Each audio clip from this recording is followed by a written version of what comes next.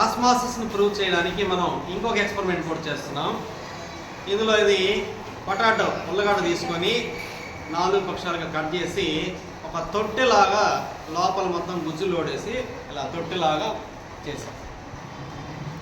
ఈ చేసిన తొట్టిలో salt water high concentrated solution, that means as per our textbook hypertonic solution.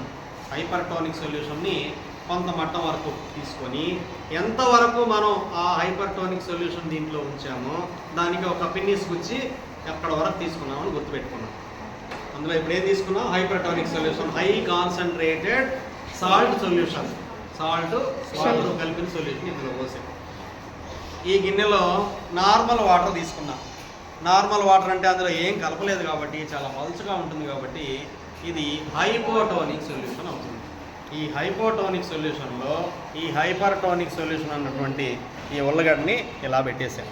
దీన్ని ఒక 2-3 అవర్స్ కదలకుండా అలాగే ఉంచేద్దాం. ఉంచితే ఇప్పుడు వాటర్ ఎక్కడి నుంచి ఎక్కడికి వెళ్తాయని మీరు ఎక్స్పెక్ట్ చేస్తున్నారు? ఉల్లగడ్డ నుంచి పళ్ళెంలోకి వెళ్తాయా? పళ్ళెం నుంచి ఉల్లగడ్డలోకి వెళ్తాయా? పళ్ళెం నుంచి ఉల్లగడ్డలోకి వెళ్ళాలంటే పైకి ఎక్కాలి కదా. త్రూ సెల్ఫ్ ద్వారా ఎక్కేస్తాయి. అలా ఎక్కడానికి బిహైండ్ ఉండే ప్రిన్సిపల్ ఏంటి? సెమీ పర్మియబుల్ మెంబ్రేన్ గుండా ఎక్కడి నుంచి ఎక్కడికి వాటర్ వెళ్తాయి? సెల్స్. లో కాన్సన్ట్రేషన్ నుంచి హై కాన్సన్ట్రేషన్. అలా వెళ్ళడాన్ని ఏమంటాం? ఆస్మాసిస్ని ప్రూవ్ చేయడానికి ఈ ఎక్స్పెరిమెంట్ చేస్తున్నాం. దీన్ని కూడా అలాగే కదలకుండా పెడదాం. మధ్యాహ్నం చూద్దాం ఏమవుతుందో గమనిద్దాం.